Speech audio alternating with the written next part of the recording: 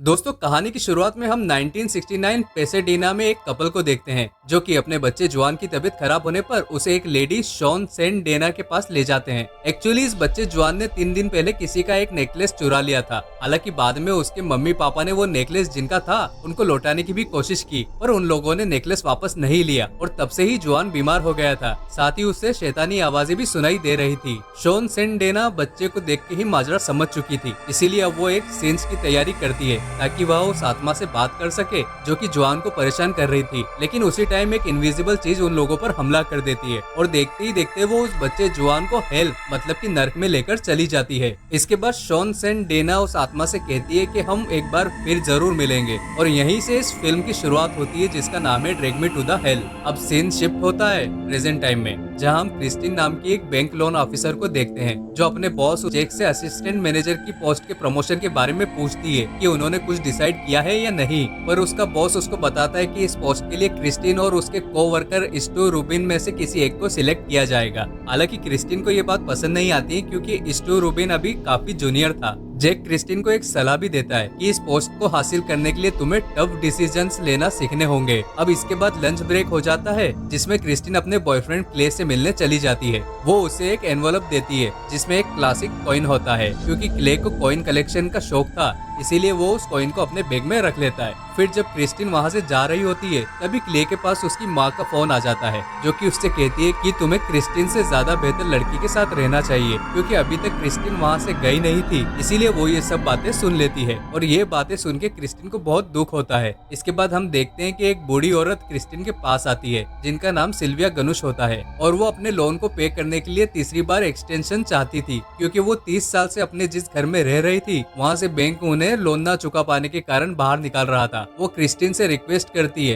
कि एक बार और एक्सटेंशन मिल जाएगा तो वो लोन चुका देगी। क्रिस्टीन इस बारे में अपने बॉस से जाके पूछती है तो उसका बॉस फैसला क्रिस्टीन के ऊपर छोड़ देता है। लेकिन क्रिस्टीन को तो असिस्टेंट मैनेजर की पोजीशन चाहिए थी, इसीलिए क्रिस्टीन मिसेस गनुश को एक्सटेंशन देने से मना कर देती है। गनुश क्रिस्टीन से बहुत रिक्वेस्ट करती है, उसके पैरों में भी गिर जाती है, पर क्रिस्टीन उन्हें दूर कर देती है और सिक्योरिटी गार्ड को बुला लेती है जिससे कि सब लोग गनुश की तरफ ही देखने लगते हैं। गनुश को इससे बहुत ज्यादा बुरा लगता है। उन्हें ऐसा लगता है कि क्रिस्टीन ने उन्हें जानबूझकर सबके सामने बेइज्जत किया है। लेकिन यह सब देखकर जैक क्रिस्टीन से इम्प्रेस हो जाता है और स्टू रूबिन जैक को क्रिस्टीन से इम्प्रेस होता देखकर बहुत जेलस होता है। अब हम देखते हैं कि क्रिस्टीन पार्किंग लॉट में जब अपनी कार के पास पहुंचती है तो उसे वहां पर गनुश की कार भी दिखाई देती है। इसके बाद जब क्रिस्टीन अपनी कार में बैठ जाती है तो तभी पीछे से गनुश उसके ऊपर हमला कर देती है, पर क्रिस्टीन गनुश को धक्का देकर गिरा देती है और उसे गलत शब्द भी बोलती है। पर गनुश क्रिस्टीन से किसी तरह उसके कोट का एक बटन ले लेती है और उस बटन के ऊपर किसी तरह का काला जादू कर देती है, जिसके बाद क्रिस्टीन वहीं पे बेहोश हो जाती है और फिर गनुश उससे कहती है कि अब तुम मेरे पास आकर गिड़गिड़ाओगी।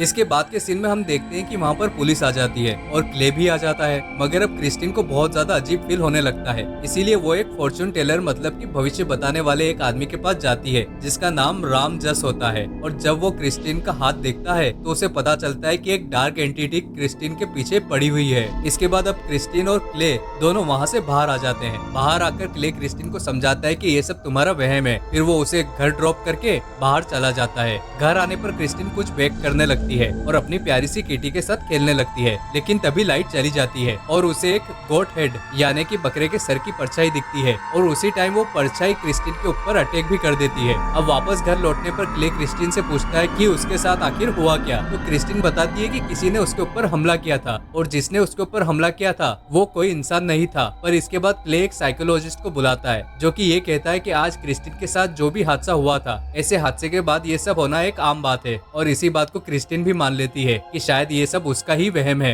अब इसके बाद क्ले क्रिस्टीन से बात करता है, उसका मूड ठीक करने की कोशिश करता है और फिर ये दोनों इंटीमेट होने लगते हैं और ये लाइन मुझे हर वीडियो में बोलनी पड़ती है। चलो छोड़ो, मुद्दे पे आता हूँ। अब क्रिस्टीन को एक डरावना सपना आता है जिसमें उसको गनुश दिखती है और एक मक्खी क्रिस्टीन के मुंह में चली जाती है। इसी कारण वो चिल्लाते हुए उठ जाती है। अब क्योंकि सुबह हो चुकी थी तो अब क्रिस्टिन अपने ऑफिस चली जाती है, जहाँ स्टू रूबिन क्रिस्टिन से लोन प्रोसेसिंग का काम सीखने के लिए उसके पास आया था। पर क्रिस्टिन को स्टू की जगह भी गनुश ही दिखाई देती है, जिसके बाद क्रिस्टिन जोर से चिल्लाकर उसे वहाँ से जाने के लिए कहती है। क्रिस्टिन का गुस्सा देखकर स्टू रूबिन वहाँ से भाग जाता है। अब मिस्टर जैक्स क्रिस्टिन को शांत कराने के लिए उसके पास आता है, लेकिन तभी क्रिस्टिन की नाक से खून आने लगता है, यहाँ तक कि खून के फव्वारे छूट पड़ते हैं, जिसमें कि देखते ही देखते क्रिस्टिन का बॉस जैक्स भीग जाता है और क्रिस्टिन भी वहाँ से चली जाती है। तभी स्टू रूबिन मौका पाकर क्रिस्टिन की प्रोजेक्ट फाइल चुरा लेता है। अब हम देखते हैं कि क्रिस्टिन माफी मांगने के लिए गनुश के घर पर जाती है, पर वहाँ जाकर उसको ये बात पता चलती है कि गनुश की तो मौत हो चुकी है। गनुश की पोती क्रिस्टिन से कहती है कि तुम्हें वो सब मिलेगा जिसकी तुम हकदार हो। ये बात सुनकर क्रिस्टिन वापस से रामजस के पास जाती है, जहाँ वो क्रिस्टिन को बताता है कि जो तुम्हारे पीछे है उस डीमन का नाम लामिया है, जिसे गनुश ने तुम्हारे बटन पर कर्स यानी कि श्राप देकर तुम्हारे पीछे लगाया है। लामिया 3 दिनों तक तुम्हें किसी आत्मा की तरह बहुत ज्यादा सताएगा और फिर फाइनली 3 दिन बाद वो तुम्हारी आत्मा को नर्क हेल में लेकर चला जाएगा। रामजस क्रिस्टिन से कहता है कि अगर तुम्हें बचना है तो किसी एनिमल का सेक्रीफाइस करना पड़ेगा, ताकि लामिया तुम्हारी आत्मा को छोड़कर उस एनिमल की आत्मा को अपने साथ ले जाए। पर क्रिस्टिन तो वेजिटेरियन थी और वो एनिमल लवर भी थी, इसीलिए वो ऐसा करने से मना कर देती है। पर रामजस क्रिस्टिन से कहता है कि जब लामिया तुम्हारे पास आएगा तो तुम वो सब कुछ करोगी जो तुमने कभी नहीं किया होगा। अब जब लामिया क्रिस्टिन के घर में एक्चुअली आ जाता है और क्रिस्टिन को तकलीफ देने लगता है, तो इससे क्रिस्टिन बहुत ज्यादा डर जाती है और वो अपनी प्यारी सी बिल्ली को इसी वजह से सेक्रीफाइस कर देती है। इसके बाद जब क्रिस्टिन उसे अपने बैकयार्ड में दफन कर रही होती है, तभी वहाँ पर क्ले आ जाता है और वो क्रिस्टिन से उसके कपड़ों पर लगे खून के धब्बों के बारे में पूछता है, पर क्रिस्टिन उसको टोमेटोस के छींटे बताकर समझा देती है। फिर क्ले क्रिस्टिन से पूछता है कि क्या तुम मेरे पेरेंट्स के साथ डिनर करने चलोगी। इसके बाद हम देखते हैं कि अब क्रिस्टिन तैयार होकर क्ले के साथ उसके पेरेंट्स के घर डिनर के लिए जाती है। यहाँ पर क्ले की मदर क्रिस्टिन से बहुत सवाल जवाब करती है और फाइनली वो क्रिस्टिन से इम्प्रेस हो जाती है। लेकिन तभी क्रिस्टिन को केक में गनुश की आंख दिखाई देती है और फिर क्रिस्टिन के मुंह से एक मक्खी निकलती है, जिसे देखकर क्ले के पेरेंट्स को लगता है कि इस केक में ही मक्खियां है। अब केक तो क्रिस्टिन ही बनाकर लाई थी। इसके बाद क्रिस्टिन को लामिया के आने की आवाज भी आती है, तो वो एक ग्लास को उठाकर दरवाजे के ऊपर फेंक कर तोड़ देती है और उसके बाद क्रिस्टिन वहाँ से भाग जाती है। क्ले के पेरेंट्स क्ले को क्रिस्टिन के पीछे जाने से रोकते हैं, क्योंकि वो नहीं चाहते थे कि वो इस अजीब लड़की के साथ रहे। अब क्रिस्टिन एक बार फिर से रामजस के पास आती है। राम क्रिस्टिन से कहता है कि एक चीज है जिससे तुम्हारी जान बच सकती है, पर इसके लिए तुम्हें कल तक $10,000 देने होंगे। इसके बाद क्रिस्टिन पैसे मांगने के लिए अपने बॉस के पास जाती है। वो अपने बॉस से कहती है कि मुझे असिस्टेंट मैनेजर की पोस्ट के लिए प्रमोट कर दो और उसकी जो सैलरी है वो मुझे एडवांस में दे दो, क्योंकि मुझे अर्जेंट पैसों की जरूरत है। पर उसका बॉस उससे इस बात के लिए मना कर देता है, जिससे वो गुस्से में वहाँ से घर चली जाती है और अपनी सारी महंगी चीजों को एक पॉन शॉप पर सस्ते दामों में बेच देती है। पर फिर भी उसके हाथ सिर्फ $3600 ही लगते हैं। अब क्रिस्टिन वापस घर आ जाती है और आइसक्रीम खाने लगती है। हालांकि वो लैक्टोस इंटॉलरेंट थी। तभी उसके पास क्ले आ जाता है और वो क्रिस्टिन को बताता है कि उसने $10,000 राम को दे दिए हैं। हालांकि क्ले को इन सब चीजों पर विश्वास जरा भी नहीं था, पर क्योंकि क्रिस्टिन ये सब बातें मानती थी, इसीलिए वो पैसे दे देता है। इसके बाद हम देखते हैं कि क्ले क्रिस्टिन को उस घर में लेकर जाता है जहाँ शॉन सेन डीना रहती थी और जिस घर को हमने फिल्म की शुरुआत में देखा था। क्रिस्टिन अकेले उस घर में जाती है क्योंकि वहाँ उसे अकेले ही जाना था। राम के साथ वहाँ पर शॉन सेन डीना लामिया को एक बकरे में फंसाकर उसे मारने के लिए एक सिंस तैयार करती है,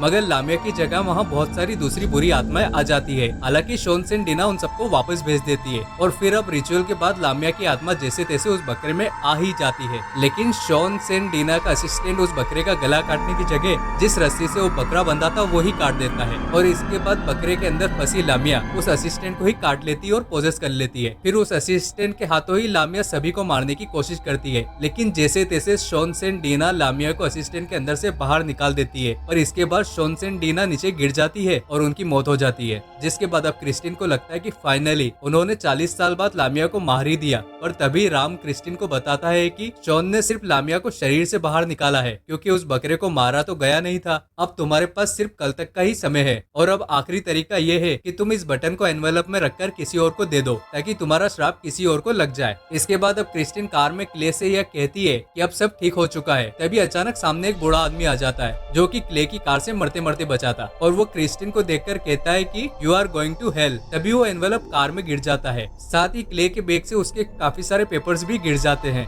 जिस वजह से बहुत ज्यादा ढूंढने पर क्रिस्टिन को वो एनवेलप मिलता है। अब क्ले क्रिस्टिन को घर छोड़ने से पहले ये कहता है कि कल तुम मुझे स्टेशन पे मिलना, क्योंकि अब इन दोनों ने कहीं घूमने जाने का प्लान बनाया था। अब उसी रात क्रिस्टिन काफी सारे लोगों को वो एनवेलप जिसके अंदर की श्राप था देने की सोचती है, लेकिन वो ऐसा नहीं कर पाती है क्योंकि वो किसी के साथ भी गलत नहीं करना चाहती थी। फिर फाइनल फाइनली क्रिस्टिन को एक आइडिया आता है और वो राम से पूछती है कि क्या ये बटन किसी मुर्दे को दिया जा सकता है। राम जस्ट क्रिस्टिन से कहता है कि हाँ, एज ए गिफ्ट दिया जा सकता है। फिर क्या था, ये सुनते ही क्रिस्टिन सीधे मिसेज गनुश की कब्र के पास जाती है और उनकी कब्र को खोदकर क्रिस्टिन उस एनवेलप को मिस गनुश की डेड बॉडी के मुंह में डाल देती है। लेकिन उसी टाइम बहुत तेज बारिश होने लगती है जिससे वो कब्र पानी से भर जाती है और जैसे तैसे क्रिस्टिन कब्र से बाहर निकल जाती है। अब अगली सुबह क्रिस्टिन बहुत ही खुश नजर आती है क्योंकि आखिरकार लामिया नाम का खतरा अब शायद टल चुका था और क्रिस्टिन को भी लग रहा था कि अब सब कुछ ठीक हो चुका है। तभी क्रिस्टिन के पास मिस्टर जैक्स का फोन आता है और वो फोन पे कहते हैं कि स्टू रोबिन एक चीटर है और उसने तुम्हारी फाइल चुरा ली थी, इसीलिए अब तुम्हें असिस्टेंट मैनेजर की पोस्ट पर प्रमोट किया गया है। इसके बाद अब क्रिस्टिन क्ले से मिलने के लिए लॉस एंजेलिस रेलवे स्टेशन पर जाती है जहाँ से वो लोग अपना वीकेंड एंजॉय करने के लिए जाने वाले थे। क्रिस्टिन एक ब्लू कोट खरीद कर क्ले से मिलने जाती है। क्ले स्टेशन पर वेडिंग रिंग लिए हुए खड़ा उसका इंतजार कर रहा था ताकि वो क्रिस्टिन को प्रपोज कर सके।